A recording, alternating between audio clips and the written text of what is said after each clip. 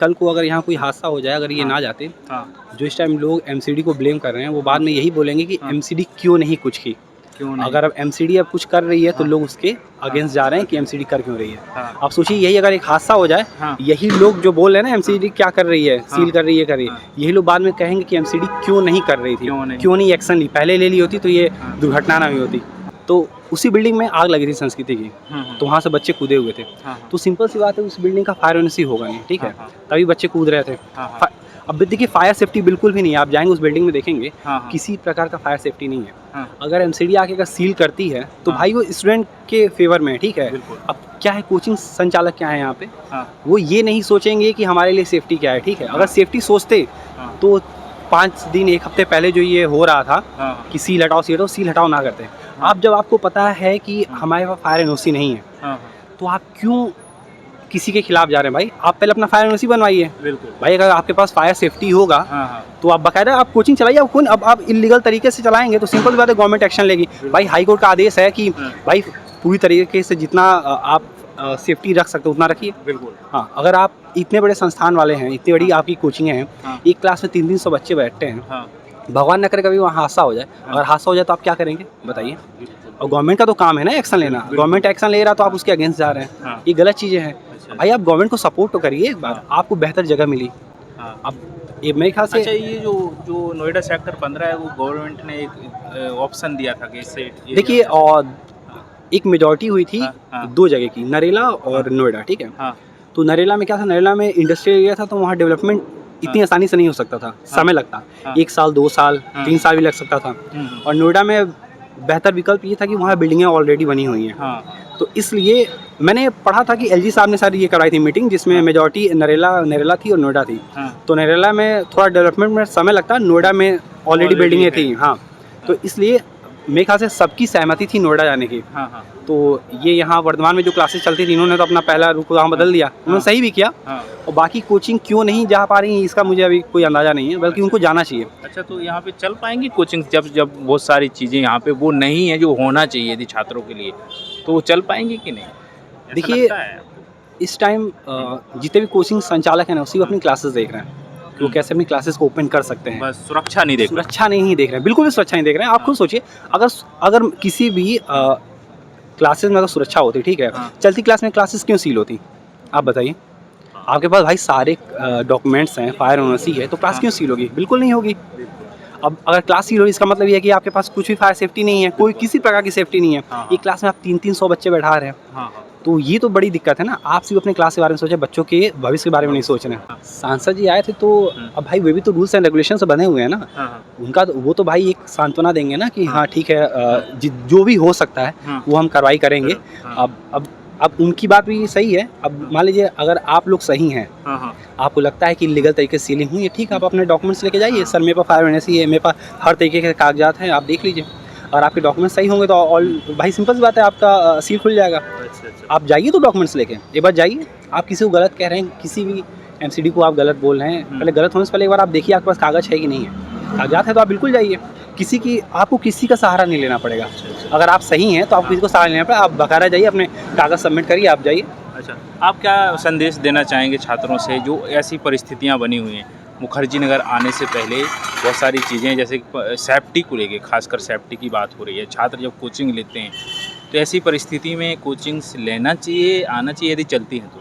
देखिए, कोई भी कोचिंग हो, चाहे वो कोई भी कोचिंग हो। अभी तो यहाँ पे जिस तरह के हालात हैं, ठीक है, अभी जिस तरह के अगर उसी बिल्डिंग में अगर क्लासेस चलती हैं तो फिर मैं तो यही कहूँगा कि आप ना आए, ज़्यादा बेहतर है। आप ऑनलाइन क्लास कर लीजिए, क्योंकि जिस तरह के हालात हैं आप बिल्डिंग एक बार देख सकते हैं जाके। बाहर से आप बिल्डिंग देख लीजिए, जर्जर है, ठीक है।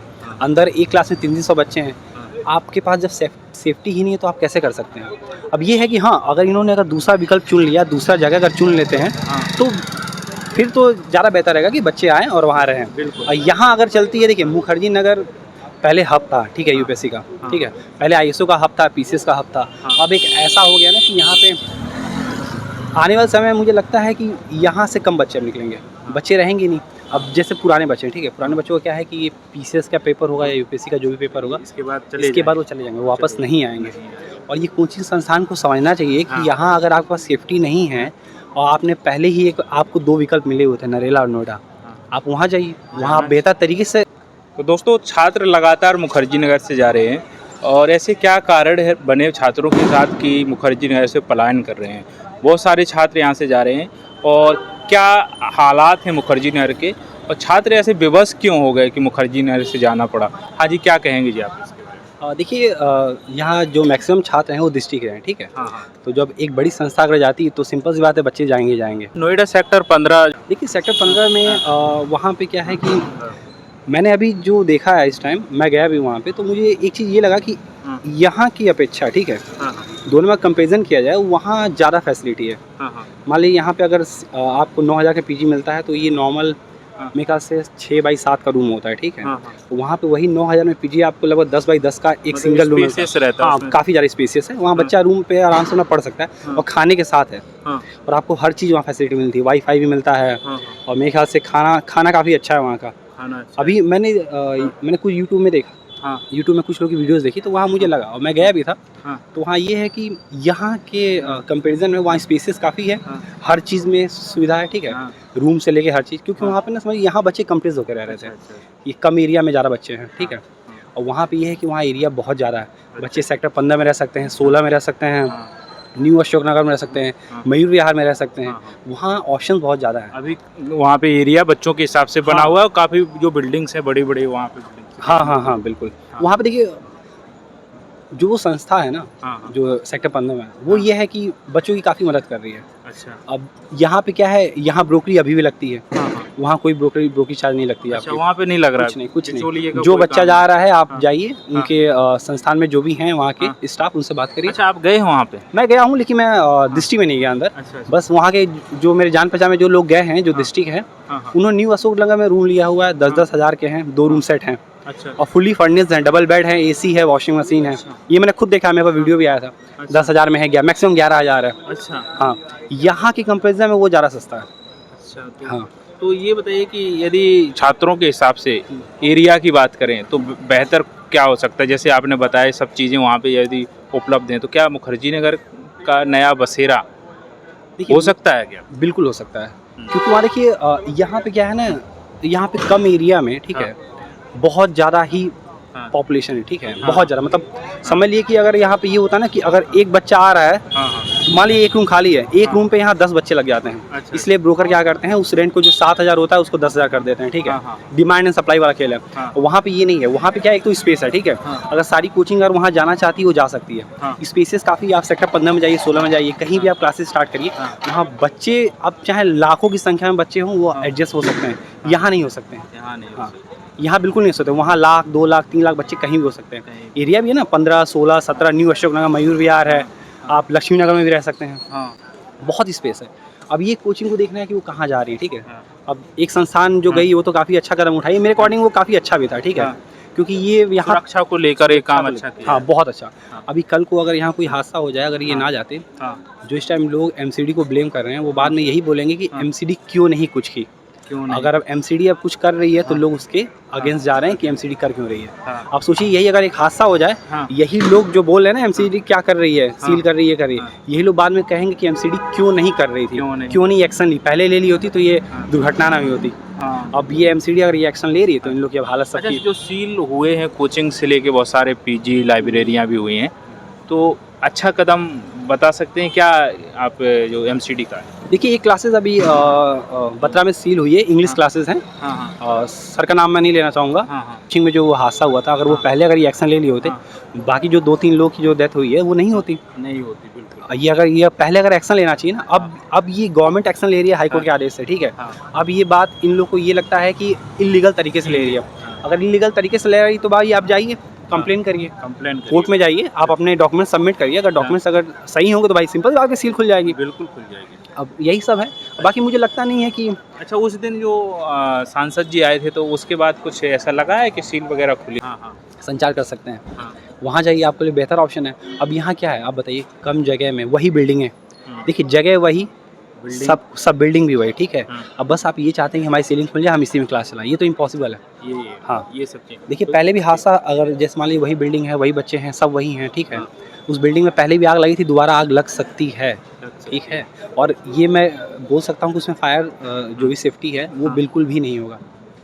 फायर एनओसी मिलेगा ही नहीं। मान लीजिए वही बिल्डिंग एक बार आग लग चुकी है, 2 बार लग चुकी है, ऐसा ना हो कि तिबारा लग जाए। इससे पहले अगर बच्चों को लेकर अगर आप इतना बदलाव भी जरूरी है। जब ये काफ़ी समय से एरिया पुराना हो चुका, हर चीज़ हो, तो नए हिसाब से जहाँ पे डेवलप होता है तो करना चाहिए, सबको मिलके करना चाहिए। देखिए ये तो सहमति बनी थी ना कि मिलके हमको जाना है। हाँ। अब वो अलग बात है कि लोग गए नहीं यहाँ पे। अच्छा। एक संस्थान गई तो दूसरे नहीं गए, तीसरे नहीं गए, चौथे नहीं गए। अच्छा। भाई अगर आप लोगों में अगर सहमति है तो आप लोग एक साथ जाइए ना। अब अगर आपको हब बनाना है, ठीक है, हाँ। आपको सबको पता है कि मुखर्जी नगर में शायद क्लासेस चलना इम्पॉसिबल है, ठीक है, क्योंकि यहाँ पे कुछ भी नहीं है, ठीक है, फायर के नाम पे कुछ नहीं, सेफ्टी के नाम पे कुछ भी नहीं है, ठीक है। अगर आपको जाना है तो एक साथ आप आपस में सहमति बनाइए, आप सभी लोग जाइए। अब बच्चों का क्या है, आप लोग जहाँ रहेंगे, जहाँ बेहतर सुविधा रहेंगे, वहाँ बच्चे जाएंगे। अब ये कोचिंग संस्थानों को सोचना है कि बेहतर विकल्प क्या रहेगा बच्चों के लिए, अपने लिए नहीं, बच्चों के लिए। बच्चे कहाँ सुरक्षित रहेंगे, ये कोचिंग संस्थान जाने। हाँ, अब उनको पता है कि बच्चे सुरक्षित वहीं रहेंगे, नई बिल्डिंग है, नया हर चीज़ हुआ, नया सब कुछ होगा, ठीक है, नई जगह है। अब बच्चे वहाँ ज़्यादा प्रीफर करेंगे जाना। हाँ, अब मैं तो नए बच्चों से यही कहूँगा, देखिए अगर आना ही है तो पहले एक बार आप आके बाकायदा हर चीज़ देखिए, सेफ्टी देखिए, आपके लिए क्या सेफ्टी है, ठीक है, आपके हिसाब से क्या आपके लिए सेफ़ है, क्या नहीं है, उसके बाद ही आप यहाँ आइए। अच्छा, रूम रेंट क्या हुआ करता था यहाँ पे? और देखिए सिंगल रूम 9,000 के आसपास हुआ करते थे, ठीक है, 9,000। सिंगल के? हाँ, first second floor. Top floor अगर आप लेंगे सेपरेट वाला, वो आपको 7500 8,000 का मिलता था। ग्राउंड फ्लोर लगभग 10,000 के आसपास होते थे, सिंगल रूम। और डबल का रेट लगभग 16,000 है। और जो प्रेजेंट टाइम का रेट है वो सिंगल आपका इस टाइम 7500 दे रहे हैं। के साथ है क्या? सिर्फ रूम ना, उसमें कुछ देखिए फर्निश कुछ नहीं रहेगा, सिर्फ और सिर्फ रूम रहेगा आपका, ठीक है।